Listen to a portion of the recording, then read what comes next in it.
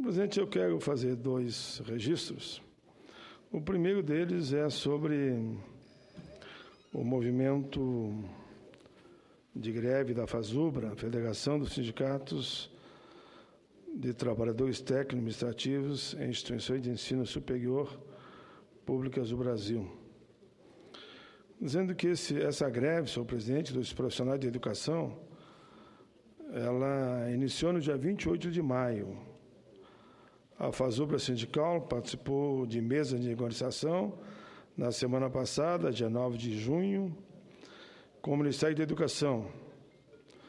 Os dirigentes avaliam que foi positivo o encontro e marcaram outra reunião.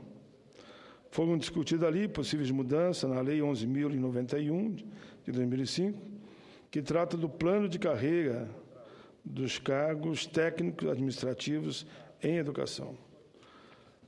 Os compromissos assumidos pelo MEC, senhor presidente, e eles viram com um bom sinal na busca agora do entendimento, já que foi marcado outra reunião, Plano Nacional de Capacitação, será aberto o sistema no segundo semestre para cadastrar as instituições para 2016. As 5.000 vagas estão garantidas inicialmente. Aprimoramento da carreira, na objeção por parte do Ministério à discussão, será apresentado um cronograma com proposta de prazo para essas discussões com a presença do Ministro do Planejamento. Racionalização, agendar reunião com o Secretário de Relações de Trabalho do Ministério, MPOG, Sérgio Mendonça, para discutir alternativas a serem construídas em relação ao tema no tocante às prerrogativas do que pode ser alterado na lei, no artigo 18 da Lei 11.091.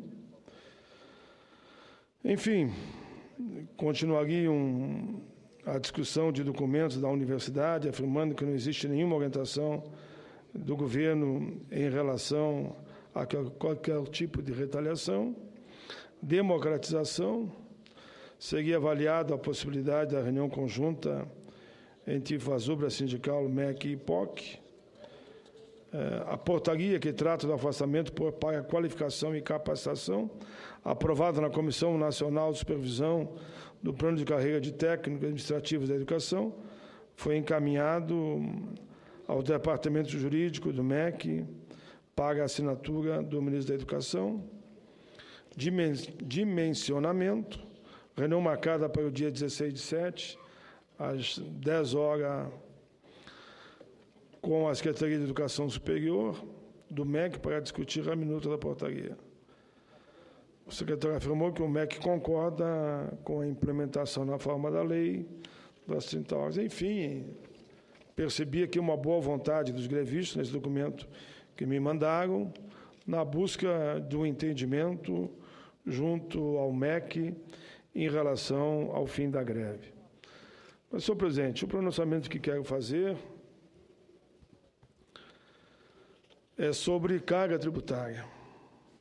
Ontem falei um pouco sobre a saúde, falei das minhas preocupações com a questão da taxa de juros, da taxa Selic, mas quero abordar hoje, senhor presidente, um tema do mundo da economia também, mas para mim de muita importância para todos os brasileiros. Um tema cuja relevância para as perspectivas de crescimento da nossa economia tem ficado a cada dia mais evidente. É que explica, em parte, o grau de insatisfação com a administração dos negócios públicos. Refiro o meu tema da elevada carga tributária que todos nós temos que pagar. E como vem sendo dito há muitos anos, pelas entidades, pelos partidos políticos e por várias organizações da sociedade civil, suportar essa elevada carga tributária torna-se insuportável quando verificamos a baixíssima qualidade em geral, com poucas exceções, daquilo que é prestado diretamente à população. Senhor presidente, de tanto que é repetido ao longo dos anos, fico até enfadonho, mas eu reconheço. Porque se fala, mas a situação permanece inalterada. Se arrecada muito e os serviços prestados à população são poucos. Desde a redemocratização e a promulgação da Carta de 1988, não tivemos visão estratégica e capacidade de liderança suficiente para unir o país em torno de uma proposta eficiente e viável de uma ampla reforma tributária e fiscal. Essa tão esperada reforma, que parece não vir nunca, repactuaria e redesenharia a relação entre o nível de tributação e gastos públicos, reformularia alguns tributos existentes, extinguiria outros, reequilibraria a alíquota de imposto e taxas e, no campo fiscal mais propriamente dito, renegociaria o Pacto Federativo no que se refere à arrecadação e gastos entre os níveis federativos, da União, dos Estados e dos municípios. Claro que é um trabalho grande, é um trabalho gigantesco, que precisa fôlego, mas é preciso também que apareçam o que eu chamaria de gigantes estadistas. Todas as tímidas tentativas de reforma tributária e fiscal têm esbarrado sempre no bloqueio realizado pelos diversos interesses legitimamente organizados, seja de parte dos sindicatos patronais, seja de parte do Sindicato dos Trabalhadores, seja as administrações municipais, seja as estaduais, seja setor específico da administração pública federal. Com medo de perder recursos, o ter de arcar com o ônus de uma carga ainda maior, todos bloqueiam, senhor presidente, infelizmente, o avanço da dita reforma que nunca sai.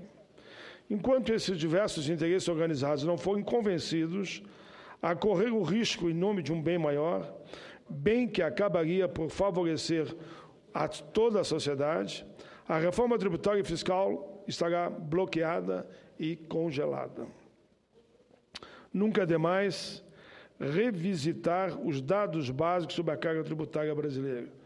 E por isso que vou me valer de aprofundado estudo realizado recentemente pela Organização para a Cooperação e Desenvolvimento Econômico, a conhecida e respeitada OCDE.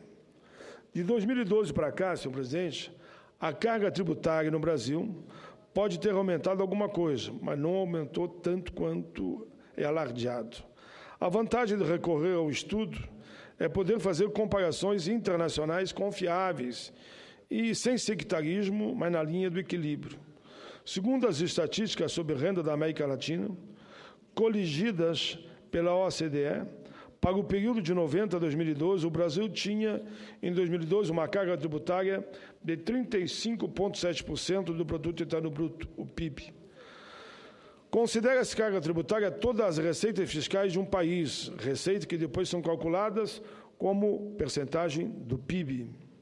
Pois bem, à guisa de comparação, a carga tributária no Brasil aproxima-se da média existente nos países membros da OCDE, que, como sabemos, inclui, entre outros, os seus atuais 34 membros, os países mais ricos e mais industrializados do mundo. A média da carga tributária, conforme essa organização, é 34,1%, pouco menor que a do Brasil, que é 35,7%. Então, não dá para ninguém dizer que aqui é um exagero, é um fim do mundo. Tem que haver uma melhor redistribuição, porque a média desses países, repito, ficou em 34,1% e no Brasil é 35,7%. Na América Latina toda, somente a Argentina tem carga tributária que chega próxima do Brasil. A carga tributária na Argentina é de 31,2%. Se levarmos em conta que a Argentina talvez seja entre nós, entre todos os países do mundo, o maior exemplo de decadência econômica relativa nos últimos 100 anos, então a semelhança com ela nesse quesito deveria nos preocupar. Digo isso como parêntese. O fato, porém, é que o Brasil se encontra isolado nesta lista, com apenas a Argentina e seus calcanhares, na posição, embora não distante, da maior carga tributária da América Latina. A média da América Latina, senhor presidente, que nós pegamos só a América Latina, aí baixa para 21,3%.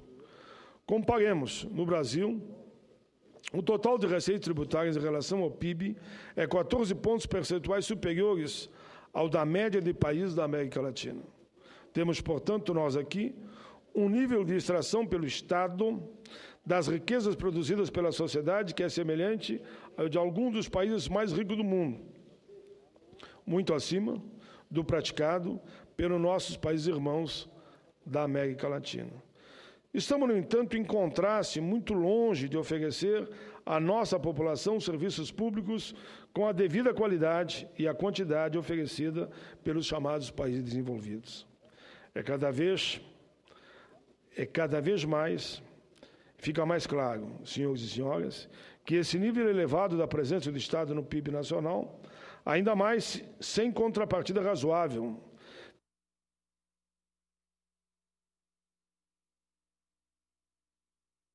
tem sufocado o setor produtivo brasileiro, tem deprimido o nível de renda dos trabalhadores e tem sido empecilho para a retomada dos investimentos privados e, portanto, empecilho para o crescimento econômico e social do nosso país. Alguém poderia dizer aqui nesse plenário, olhe só que contradição. Quem costuma propor aqui propostas que criam despesas públicas, normalmente é o chamado setor à esquerda, com benefícios para certas categorias profissionais, agora está preocupado com a elevada da carga tributária e com o tamanho da veracidade fiscal do Estado. Não é uma contradição, senhoras e senhores, não há contradição. Não há, porque o bolo de recursos arrecadados pelo Estado é enorme e nele há possibilidade, sim, de direcionar os pedaços maiores a quem deles mais precisa. E aí eu me refiro aos mais pobres. 1 minuto, senador Paim, para concluir. Era 10 com mais 5, eu fiquei em 9, eu tenho 4 ainda, mas nesses 4 eu vou terminar. Não há porquê, no bolo de recursos arrecadado pelo Estado, que é enorme, não pensar exatamente nos que mais precisam. O que é necessário? É necessário de reduzir o seu tamanho por meio da eliminação de pedaços que estão sendo comidos por quem não deveria comer. Ora, o PIB do Brasil, calculado em dólares, é aproximadamente de 2 trilhões e 250 bilhões. Se aplicarmos a percentagem da carga tributária de 35,7%, concluímos que o Estado brasileiro arrecada por ano 800 bilhões de dólares, que é muito dinheiro. Só para ter ideia do valor em nossa moeda, em real aplicado a taxa de câmbio de R$3 por dólar, isso equivale a 2 trilhões e 400 bilhões de reais. Tal valor equivale, por exemplo, ao PIB da